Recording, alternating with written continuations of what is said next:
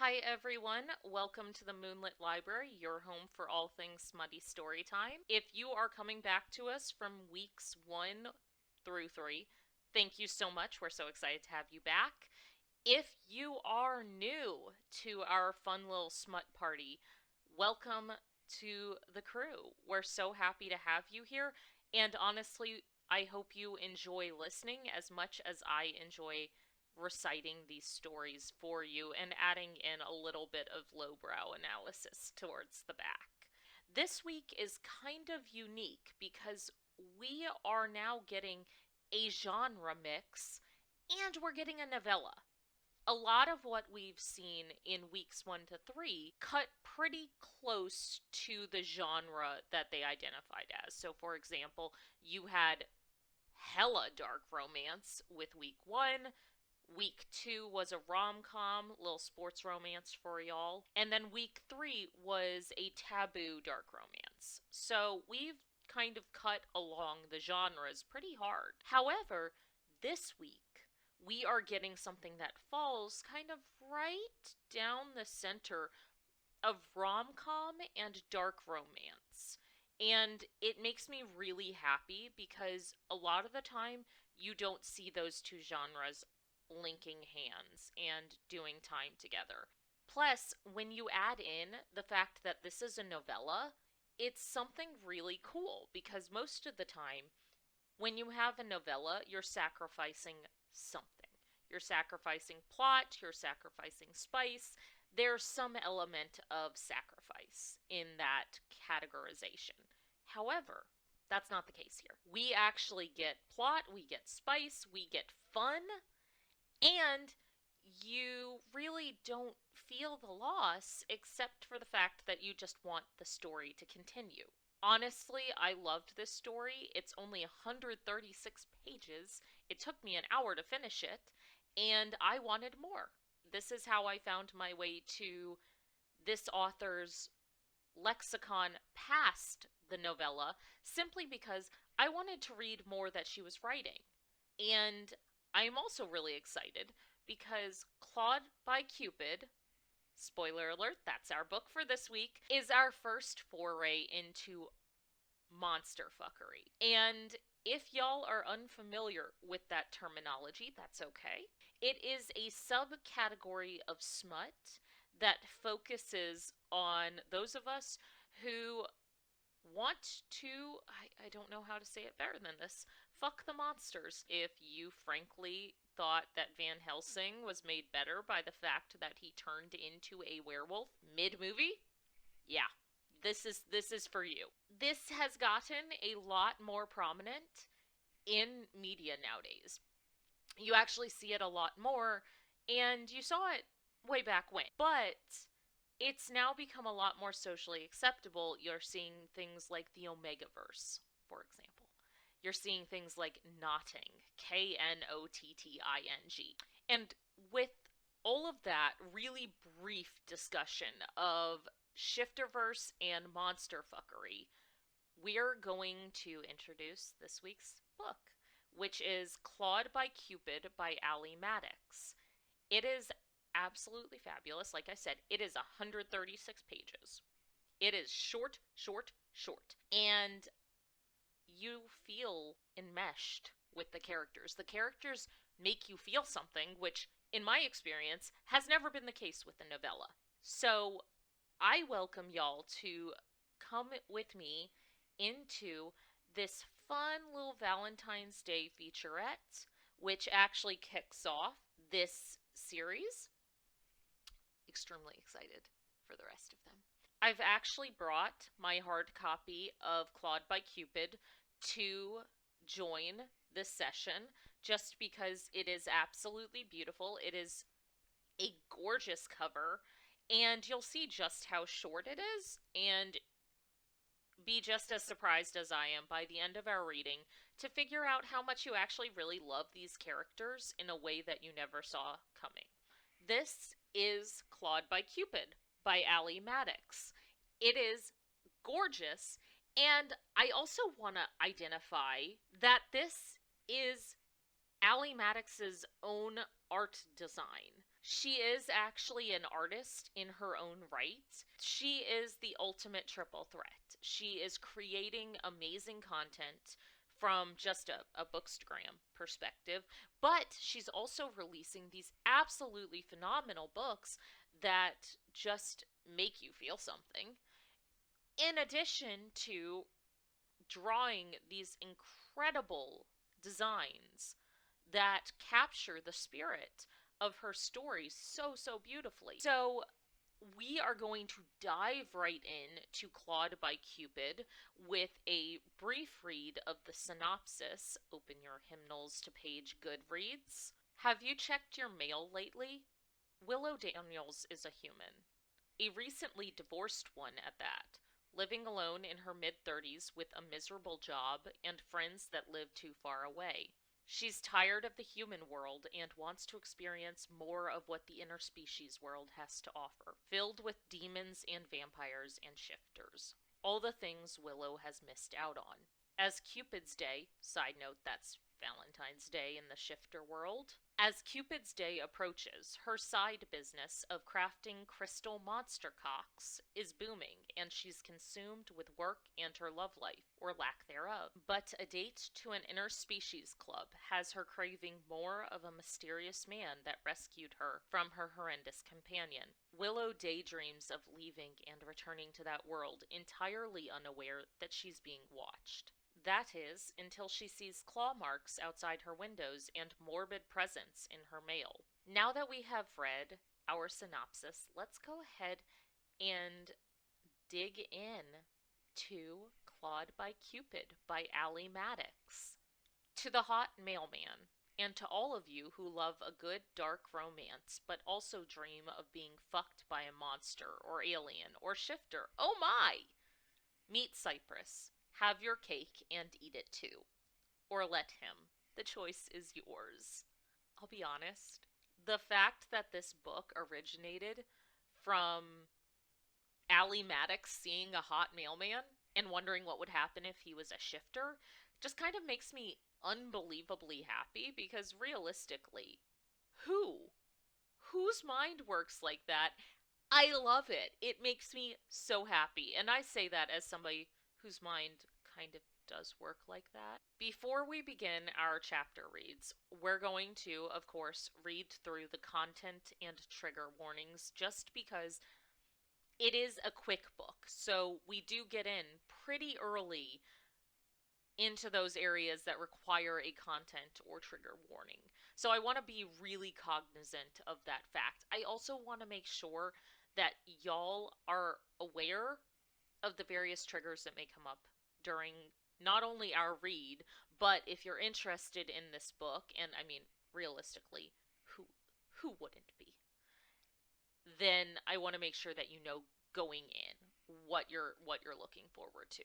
Content trigger warnings. Though this novella is short, it has some darker and graphic elements in it. This book is intended for 18-plus audiences, and no part of this work is based on real life or intended to reflect any real individuals. Come on now, the main character is a bear. Get your head on straight if you think it is. Check the triggers and keep your mental health in mind. So our triggers very specifically for this book are stalking from MMC, graphic language, graphic sexual scenes, use of toys, discussion and on-page domestic violence, not MMC, and past trauma. Graphic violence and unaliving of male and female characters. Things happen with human organs. Dubcon scenes, somnophilia, body image struggles. We really do cover a lot of ground in here, so please be conscious of your triggers. Know where your triggers lie, and if you start to feel uncomfortable, please know it is okay if you back out of this video having heard those triggers. If you, like me, have no trigger warnings, or if you're willing to proceed in spite of the trigger warnings, please join me. We are going to turn to Chapter 1. Chapter 1. Willow. Slamming my laptop shut, I sigh and lay my head on top of it. 30 orders. I just started this shop a month ago, and didn't expect anyone to buy my shit, let alone get 30 fucking orders in one weekend. I'm still surprised there are people out there looking for hand-carved crystals to use for self-care. But I'm more than willing to make them and ensure they fulfill every need. You want a jaguar shifter cock with barb-like nubs all over it? I've got you. A tentacle with suction cup-like circles? Sure. Why not? I know a lot of people who live further outside the city, like me, love the allure of the interspecies world. I guess I just didn't know so many people wanted to experience it this badly. As badly as I do. But that needs to wait until later. I still need to get through the workday before I can start on any of the models or customizations, and with this many, it's going to take me all week. So many specific color and crystal preferences. I'm going to have a lot of long nights, and my weekend will be absolutely booked up with this. Not that I was planning on doing anything anyways. Shoving back from my desk, I head into the kitchen to make myself a cup of coffee. Stella stays close to my heels, and when I stop in front of the fridge to get out my oat milk, she bumps into the back of my legs. You know, that wouldn't happen if you weren't up my ass, I tell her as she tilts her massive head to look at me. You're lucky you're cute. Stella nudges the inside of my knee with her wet nose, and I yelp, I love you too, but it's too cold for that shit. I tell her with a chuckle, dropping an espresso pod into the machine. She waits with me as it brews, and I scratch her ears absent-mindedly, breathing in the familiar scent of my favorite coffee. Taking my cup with me to the bathroom, I swipe on some foundation and mascara before getting dressed. I don't need the comments about how I look tired because of my pasty-ass skin. I am fucking tired. And I don't need your opinion on how I look either, Karen. I'm overly sick of having a boring desk job doing customer service for an insurance company, but it pays my bills. The added income from this little side gig is helping me too, though. Moving closer into the city, into one of the surrounding suburbs, and getting a job where I can work alongside some non-humans will be a much-needed reprieve. I'm sick of humans, to be honest. Everyone in my life who has fucked me over or been a piece of garbage has been human. So perhaps getting to know some people from some other species will be a nice change of pace. Too bad my shitty town of Witherington is too stuck in the old ways to let any of them live here. Not that they can legally do that anymore. They're not allowed to have species restrictions, but the prejudice is clear and abundant here, and there's little that can be done about it. You still have to fill out an application for a job or a mortgage, and all of those will ask for your species, no matter what. It just so happens that anyone with blood that is not 100% human will be denied for some made-up reason. Even if your mom was only half dragon, or your dad's grandfather was the last person who could shift into a sea monster, it doesn't matter. You're still not getting into this fucking town. I've been here my whole life, and I want out. It's funny, because a year ago, I genuinely didn't know how I would swing the mortgage without her here, and being forced to move was a very real possibility. But I'm managing, and now with the shop, I have enough saved that I can find something else. I've always preferred being in the woods, and I'm excited that most of the towns north of the main city of Caldrain are accepting of all races. Beautiful mountain towns, from what I've heard.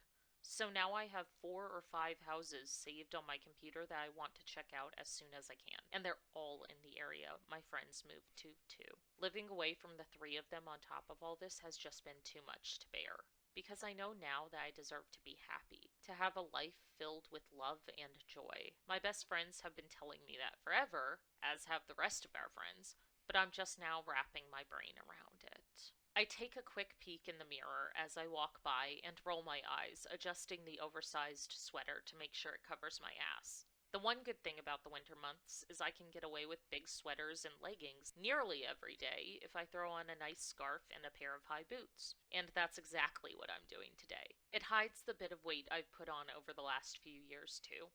It's enough that I'm not considered thin. More curvy, I suppose. And it may not be a lot, but apparently it was too much for Nina. Fucking bitch. My hair hangs midway down my back, and I decide to leave it down today since it's going to be too cold and I'm going to need a hat. It looks bare down anyway, even if it desperately needs a trim. I just haven't found the time to go out to a stylist, and the bright pink dye my friend Maggie gave me really picked up in my highlights. And I'm sort of loving it. Plus, what better time to dye your hair pink than with Cupid's Day coming up? right? Spritzing a little dry shampoo in it, I fluff my hair up a bit so it doesn't look quite as boring and grab my things to leave. Stella whines when I close the door, but I know she's going to curl up on the couch, taking up half of it with her Great Dane body, and sleep the day away while I'm gone. And when I get home, she's going to be overly excited to see me. At least I still have her. That dog will forever be my baby. She never really liked Nina either, and that should have been my first clue that something was wrong. When a dog doesn't like someone, it's a clear red flag. The day passes fairly quickly, my mind drifting back to my crystals whenever there's a brief moment of quiet. For right now, working in my little cubicle is pretty pleasant. It might not be the most glamorous job, and I don't love it, but knowing I'll likely only be doing it for a few more weeks makes it better. The only break in the day's quiet bliss is when I go to leave. Everyone else has been filing out for the last half hour or so, but I needed to finish up a claim before tomorrow, so I'm a few minutes late. And when I zip up my coat and grab my bag, I look up to see Chad leaning against the side of my cube. I startle and slap a hand to my chest. Fuck, Chad! Hey, Will, he says, a smirk quirking the side of his mouth. Didn't mean to scare you. I shake my head, letting out a chuckle. It's fine. I just didn't know anyone was still here. I think it's just me and you, he replies, and I shift on my feet, swallowing. Dating since Nina left last year has been pretty sparse.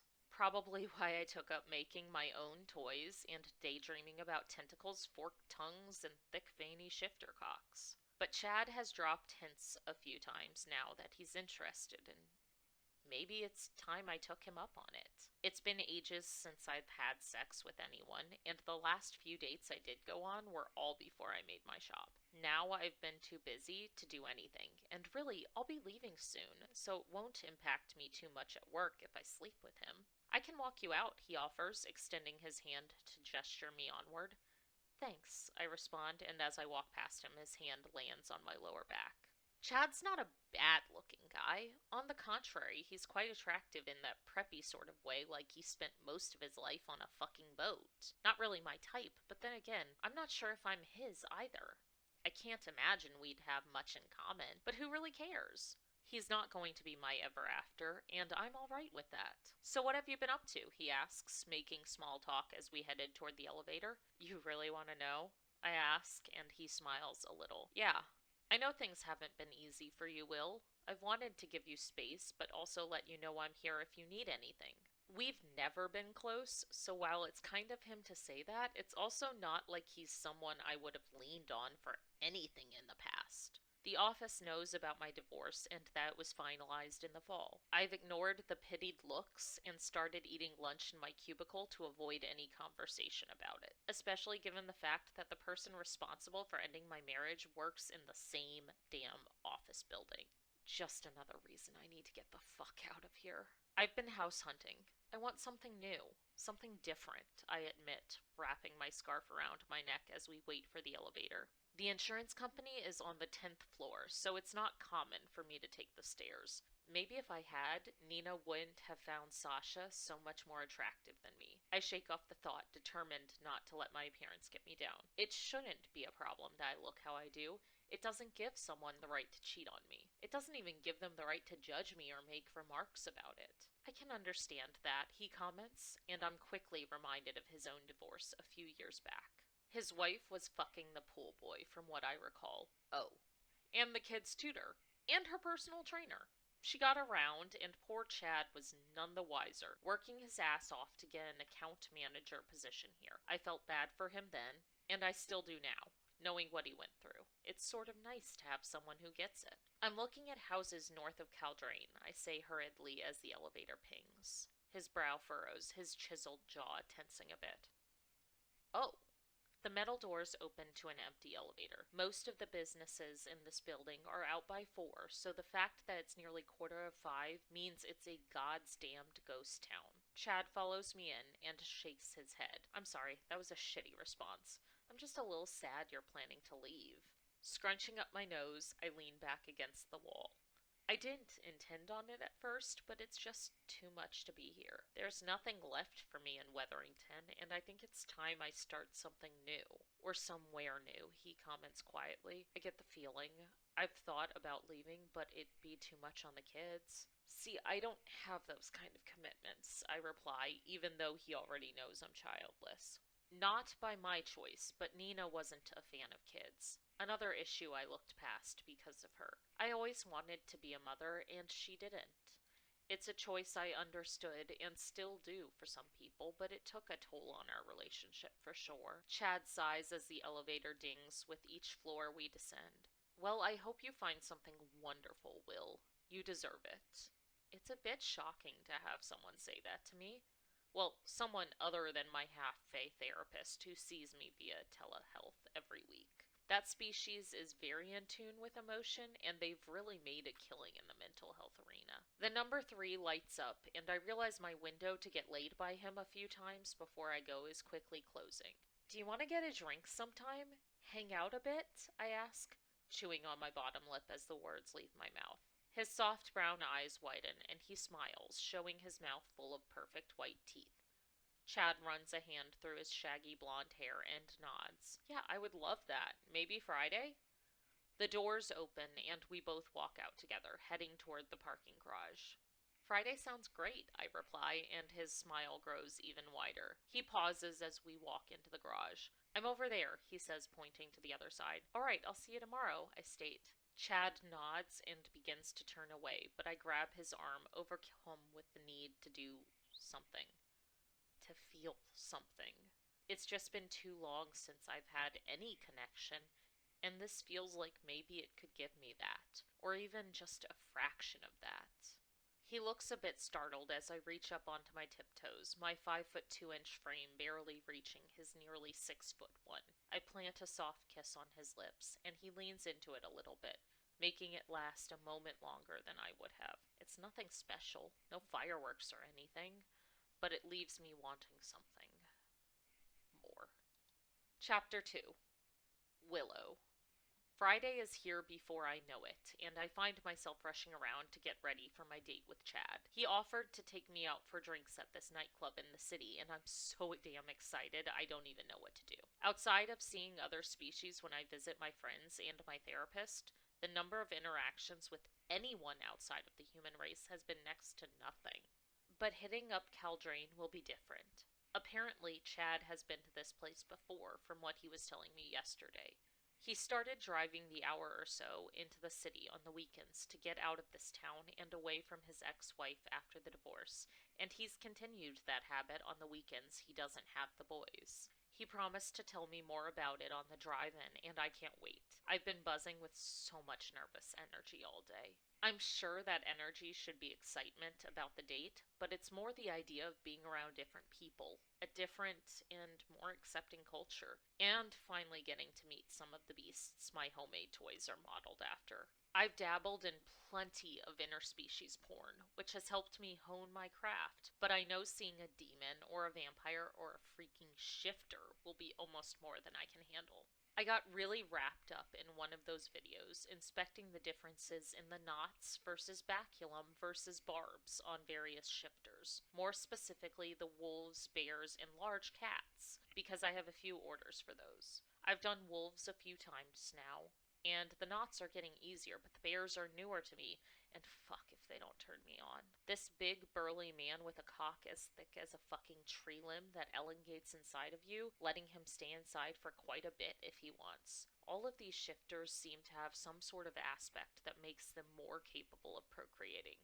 Not once did I think I had anything close to a breeding kink until I started watching shifter porn, and boy, do I. Unsure where things will end up with Chad tonight, I opt to take care of myself in the shower using one of the toys I made myself when this first started. A double-shafted snow quartz one I made to help soothe me through my difficult time. And soothe it has. I know stone or glass dildos aren't for everyone, but it's been a fun process, and the outcome is just so damn enjoyable. This one in particular is modeled after a demon I saw in one of my favorite videos shows of all time. From what I looked up after watching it for the first time, only some non-humans have a double shaft like that, and they tend to be some form of demon. A forked tongue and a double dick?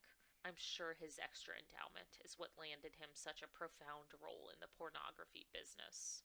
But using that to fill me up helped ease some of the tension I felt after watching all those fucking bears. Ursa shifters, really, if I'm being politically correct. Lupine shifters and Ursa shifters are what I was watching, and damn if I'll let Chad know I was getting myself off to thoughts of being knotted by a wolf man while fucking myself with a double-ended demon dick. Smacking my forehead, I plug in my curling wand and check the time again, realizing I only have a few minutes until he's supposed to be here. While it heats up, I scurry out of the bathroom to grab my clothes. I shimmy into the sleek dress and immediately second-guess my outfit.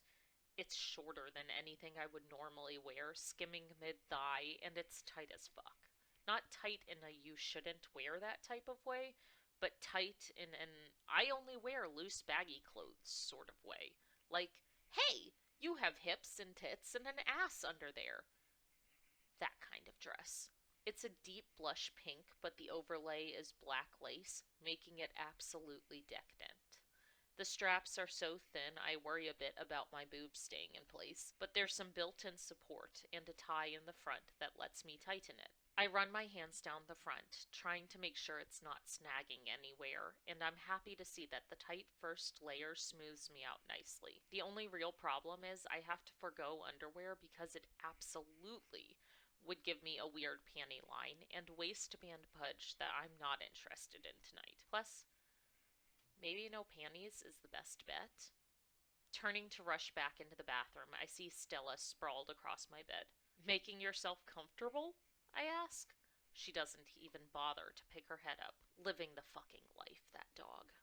I section out my hair and curl each piece around the wand for just a few seconds, wanting a relaxed look and not tight Shirley Temple ringlets in my hair. The pink curls look so freaking cool with the dress, it makes me giddy. I find myself giggling a bit when I look at my reflection. At this time last year, I was so down about Nina, so down about my life in general, that I never would have dyed my hair a fun color or gotten a whole half sleeve of tattoos filled with crystals and moon phases and all sorts of hippie shit I love. The girl in the mirror loves herself a lot more than she did back then, even if she still has a long way to go. That hatred still creeps up and comes out in the form of self-hate towards her body, her career path, her love life, and a bunch of other things she nitpicks and finds wrong, but she's working on it, and that's what matters most. Taking a steadying breath, I unplug the wand and set it on the edge of the tub while it cools, fluffing out my curls and double-checking my makeup.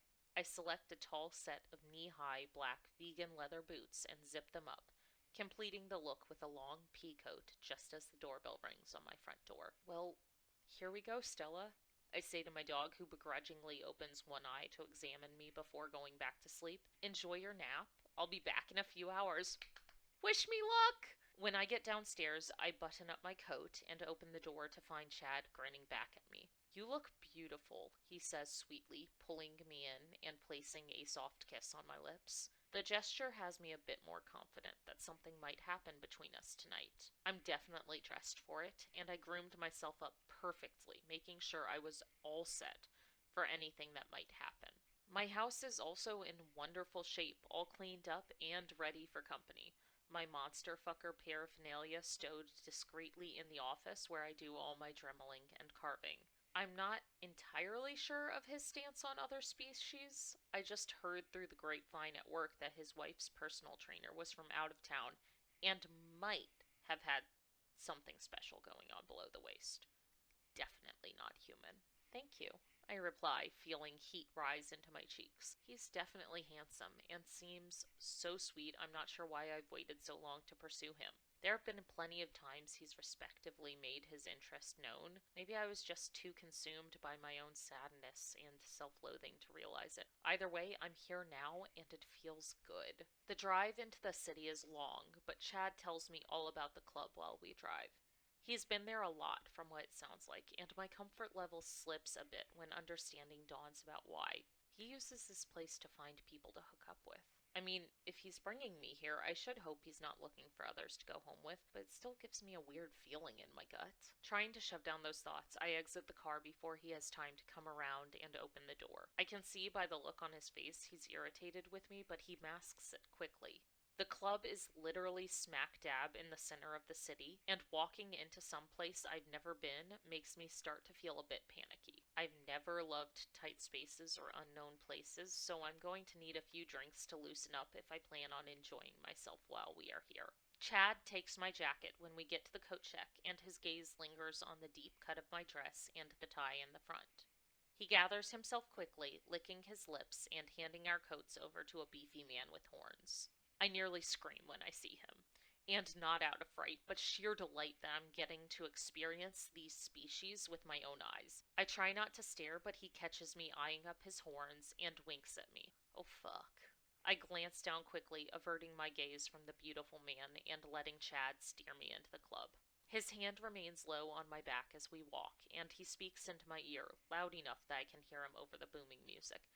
"You look fucking hot, Will," he tells me, letting his hand slide down to cut my ass. Well, that's a good sign, I suppose. I glance back over my shoulder and give him what I hope is a sultry look before moving out onto the dance floor and beginning to sway my hips to the music. Chad slides in behind me, placing his hands on my waist and moving in some sort of rhythm. It's not with the beat or with me, and I quickly come to the conclusion that he's not the best dancer. But that's alright. I just have to keep some hope that his lack of moves doesn't extend to the bedroom. The sensation of his body up against mine is enough to get me going. I keep moving, grinding myself back into him a little in the process, and he slides in closer, gripping me tight. After a few songs, he shifts closer to my neck, pressing a kiss to the hollow beneath my ear. "You want something to drink?" I nod and lean back into him. Chad grabs my hand and spins me around, winding his other hand into my hair and pressing his lips to mine. It's not as chaste as the last kiss, a little more aggressive, but it's not bad. I still don't feel much with him, but I'm sure it will get better once I have something in my system. His tongue swipes at my lips, and I open to let him in and immediately regret my decision. The way he licks at me has me wanting to pull back and wash my entire face. But I'm determined to see if this can work, so I let his sloppy kiss go on for far longer than I want. By the time he finally lets go, my mouth feels wet, and I have to discreetly wipe my hand across it to get rid of all the excess saliva. "Let's go," he tells me, guiding me toward the bar. Chad orders himself a double whiskey and knocks it back before getting another and turning to me. I'm surprised he didn't wait for my order before drinking, but I let it slide and drop my resting bitch face to respond when he asks me what I want. What the actual fuck was that? "A vodka soda with lime," I tell him, unable to think of anything but my go-to drink right now. Chad hands me back the drink and guzzles his down before ordering a third. I'm taken aback by it. All I can think is that he's supposed to be bringing me home tonight, and I can't very well get in a car with this man if he's completely trashed. I thankfully have one of those apps on my phone that can call a car if I need it, so I'm not entirely at his mercy. I suppose I just didn't expect him to be such a heavy drinker. He takes the third glass with him as he guides me back to the dance floor. It's not exactly a date where we can talk much, and I'm getting the hint that he isn't really interested in talking when he presses himself against me again. It's not terrible by any means, and I let him feel me up a bit, hoping that the desire I so desperately want to experience will start any time now. 2 drinks in, and it still hasn't, and Chad is getting sloppy. He's a lot handsier than I'd like, considering it's not a pleasant kind of handsy, more rough and grabby rather than sensual and sexy.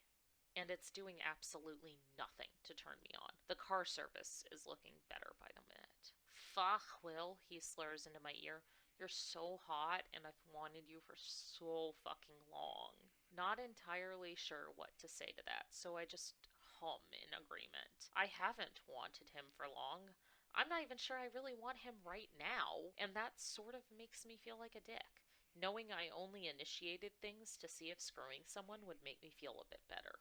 And now I'm kicking myself more and more for agreeing to this. I wonder if I can sneak out at some point, maybe the next time he goes to the bathroom or something. After another song, though, he does take off for the bathroom, stumbling through the crowd. I debate for a moment, but instead of leaving, I just move through the masses, finding my way towards a group of people dancing and joining in.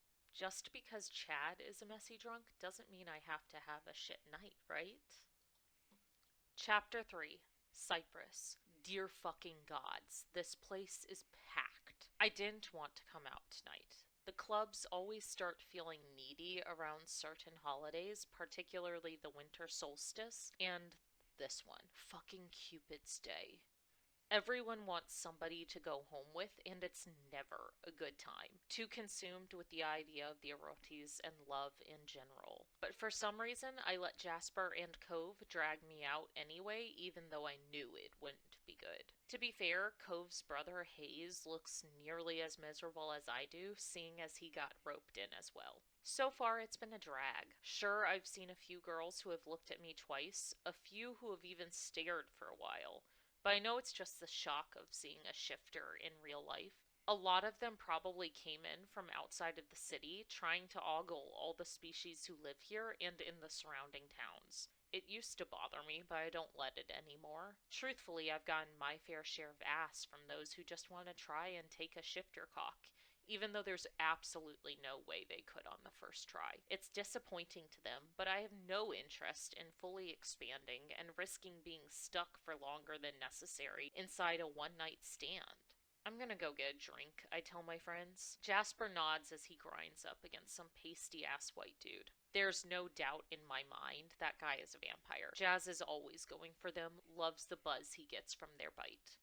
Me, on the other hand, I don't particularly like having my blood sucked, no matter how good the orgasm is. Cove is staring at some girl across the way, and it takes a moment for him to realize I'm speaking, but he nods as well, and I get going, his brother scowling alongside him. Poor fuck. The music is blazingly loud as I make my way to the far side of the club.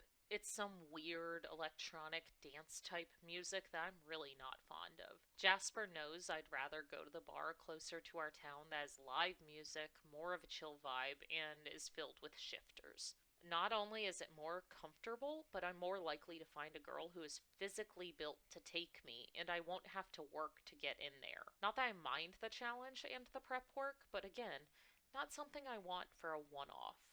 You'd think he would feel the same way, but apparently not. Pausing at the bar, I wait for an opening and stand there, unable to squeeze my way in given the tiny gap and my massive shoulder width. Instead, I turn slightly to the side and wave toward the bartender. Her violet eyes meet mine, and she smiles, holding up her finger as she pours out a few beers for her other patrons. "You want to dance?" The voice I hear is high-pitched, and I don't even bother to turn around from the bar. Nope. Whoever the girl is, she huffs out a breath at being slighted, and I barely hear her high heels stomp off in the hustle of the place. The bartender arches a perfect brow at me as she saunters over, moving her hips in a way I know all too well. She's absolutely a feline shifter, and I've never seen her before, which makes her all the more perfect. She didn't look too happy, she calls to me over the noise. I didn't notice, I reply as her gaze dips to my shoulders and roams over my broad chest and muscled frame, the black ink of my woodland sleeves peeking out from beneath my tight-fitting t-shirt. "Ursa?" she questions, and I nod, grinning back. "That obvious?" She shrugs. "I'm half Puma, and my name is Lottie." "Hi, Lottie," I croon, making my way closer to the bar as a few people grab their drinks and move away. I climb up onto a stool and get comfortable, content with staying here and chatting her up if it means I might get some action tonight.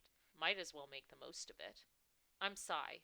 What are you drinking?" she asks, holding her hand up in a gesture that tells the newcomers to hold on a moment. "Full Moon, please," I reply, giving her my standard tap ale.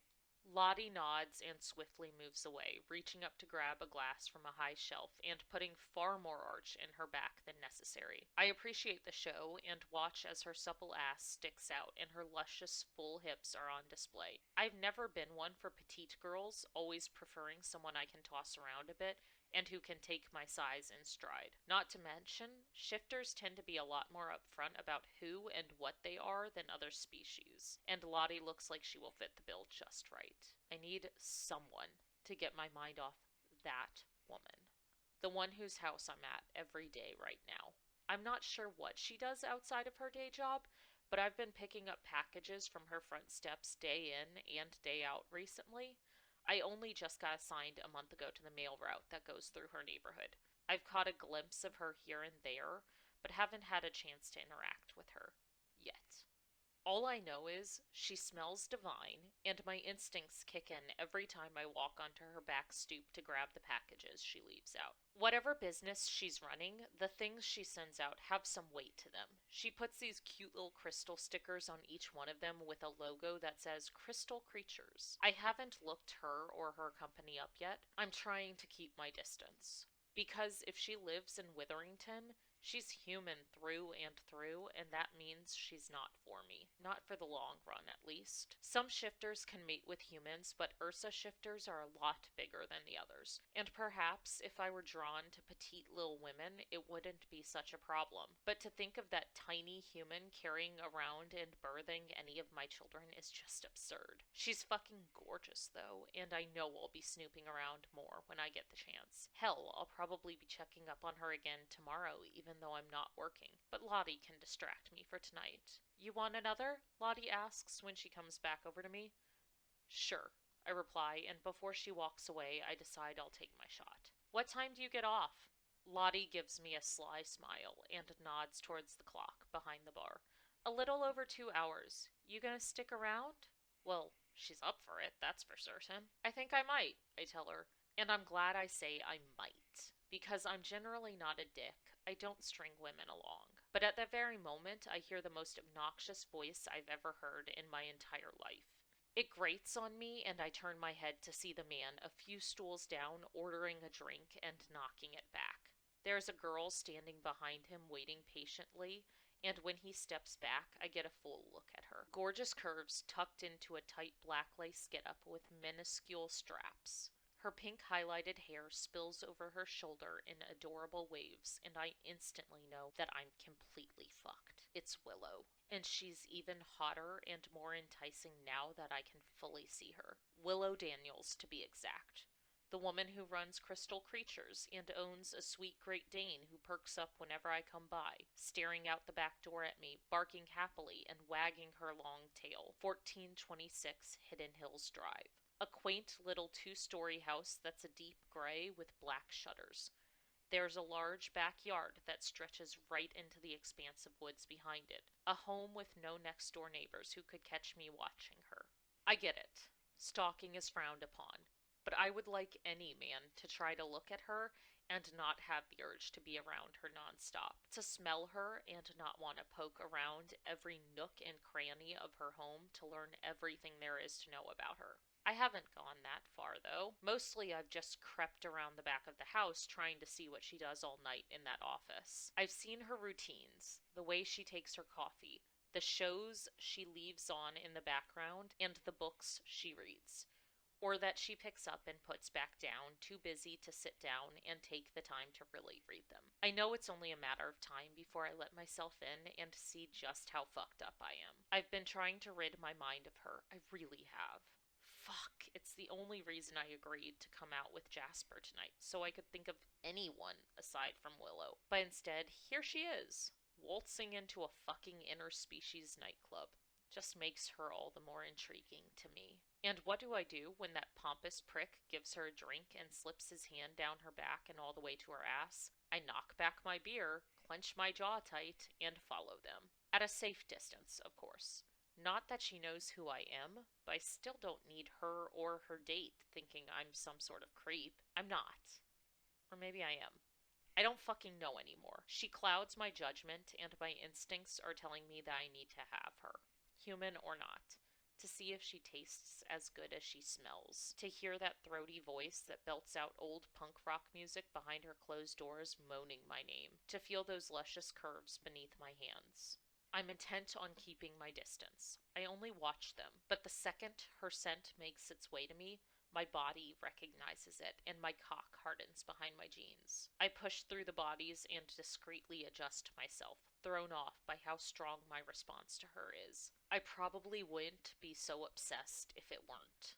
I've had relationships before, and in my initial pursuit, I can be a bit aggressive, but I've never crossed a line like this. I've never followed a woman and her date. I've never looked in someone's windows and opened some of their letters. Fuck, I opened her letters this morning.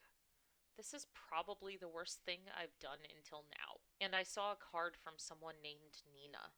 An apology and a plea for Willow to forgive the woman. I'm not positive what Nina did, but if she hurt Willow, she doesn't deserve her forgiveness. She deserves to be ripped open and have her heart laid at Willow's feet. I try to shake off the memories of her mail and how I carefully resealed the letters before leaving them on her back steps in place of the packages. She has no mailbox and lives so far down the road, it's just how I've been leaving it since I started. When Willow and her date start to dance, I stop, slipping around a group of dancers so I can better see them. It's a bad idea, and I know it. His hand on her ass already had me fuming. I'm not going to be able to handle much more than that. And my fears are confirmed the moment he starts kissing her. The only thing that helps me keep it together is that she doesn't look like she's enjoying herself.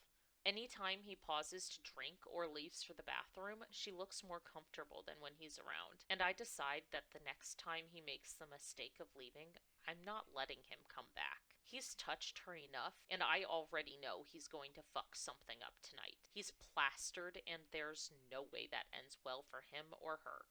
So it's not happening.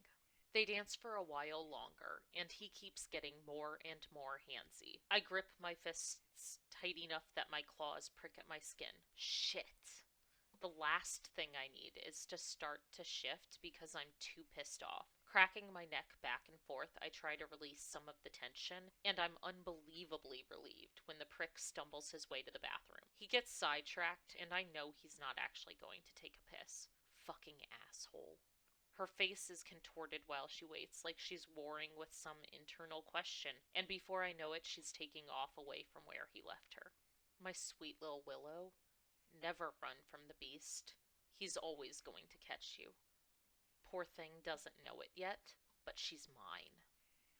So that's our first 3 chapters of Clawed by Cupid.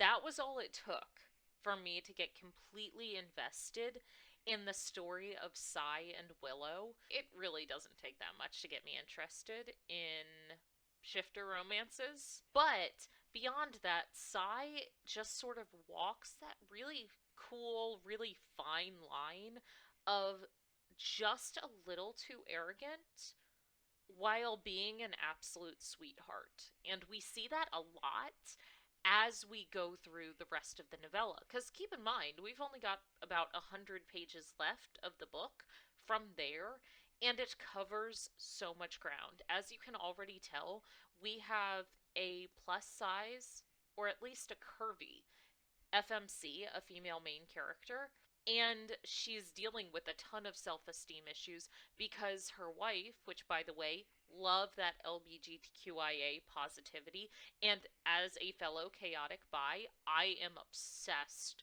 with the fact that we are actually getting a chaotic bi who is a monster fucker. It feels like me embodied in a book. But it doesn't happen a ton, right? Like, this is still very much a niche of the smut subgenre. And so it's really, really exciting for me to see that and to feel that sort of representation. Even though with representation, usually we're talking about something a lot more meaningful, I will accept bisexual representation in a smut novella. I will take it. And the really cool thing is that even with how short it is, we actually see a bunch of the shifter mating rituals sprinkled in Clawed by Cupid, and they are unhinged. They are completely feral.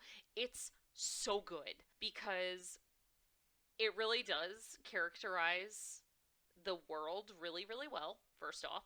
And second off, we just love our feral shifters. Or at least, I love my feral shifters. And Sai is nothing if not completely feral. He does it so well, and he really just wants to take care of her and doesn't really know how to because, and you'll find this out if you are interested in and pick up Clawed by Cupid, he was actually raised in sort of an Ursa cult where his family was very traditionalist and really saw humans as inferior to Ursa shifters.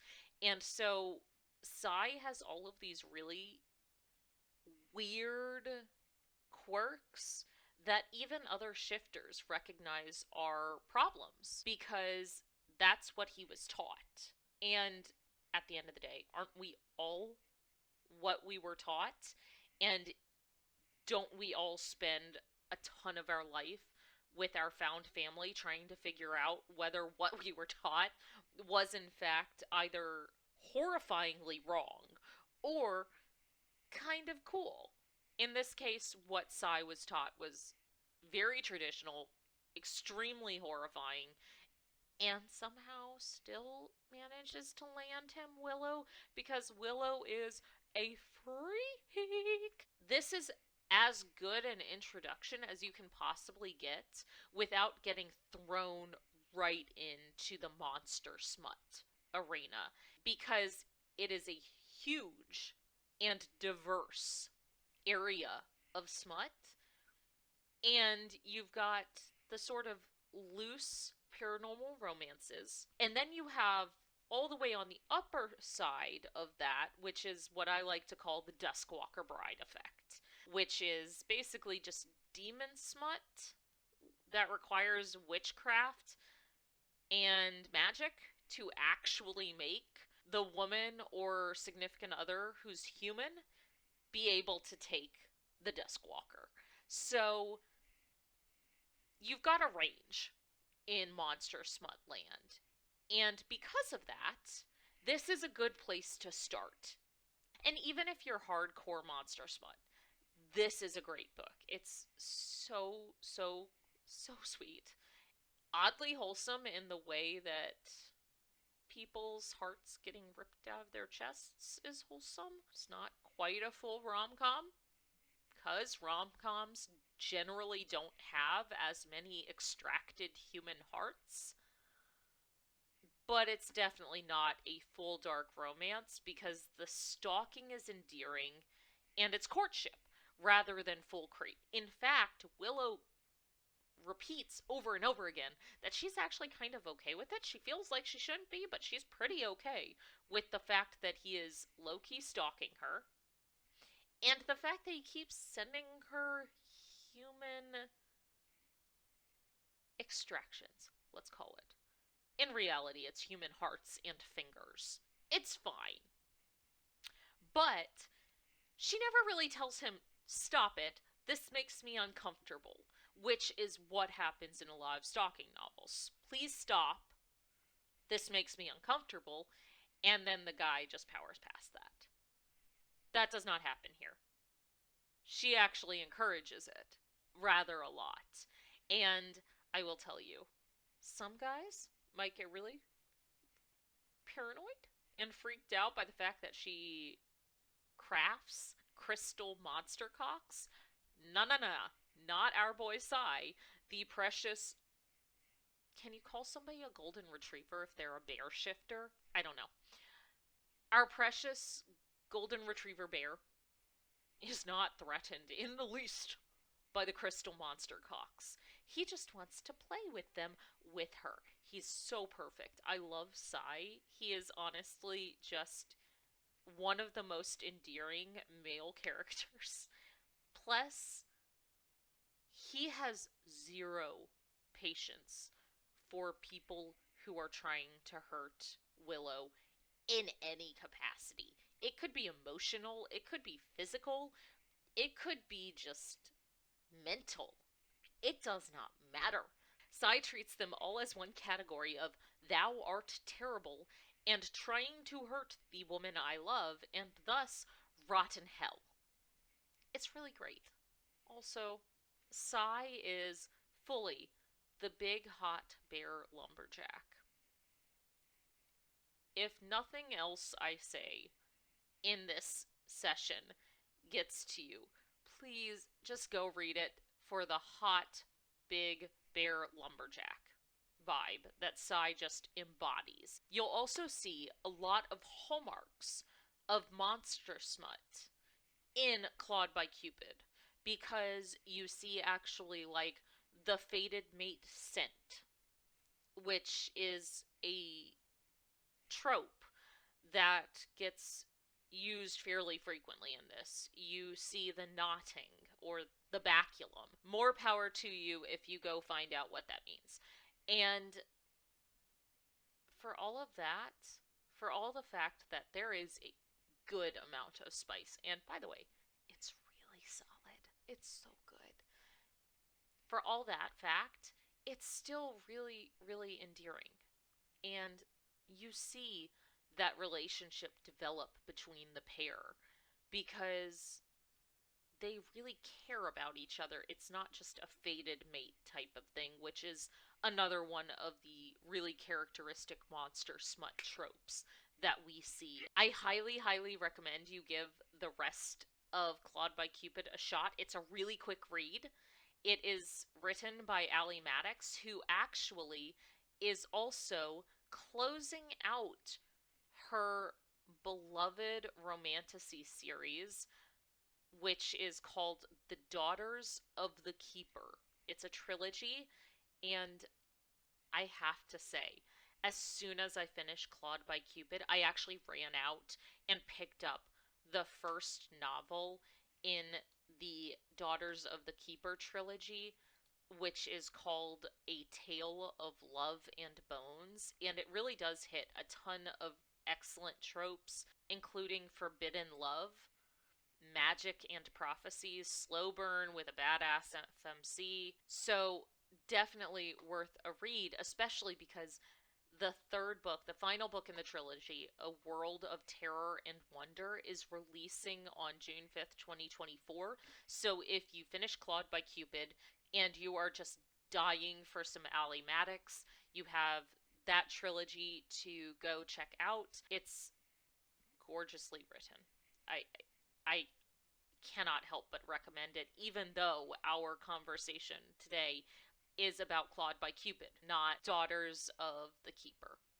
You can find Clawed by Cupid through Amazon or on Allie's Etsy page, where you can actually get signed copies as well if you're digging that signed copy limited edition feel.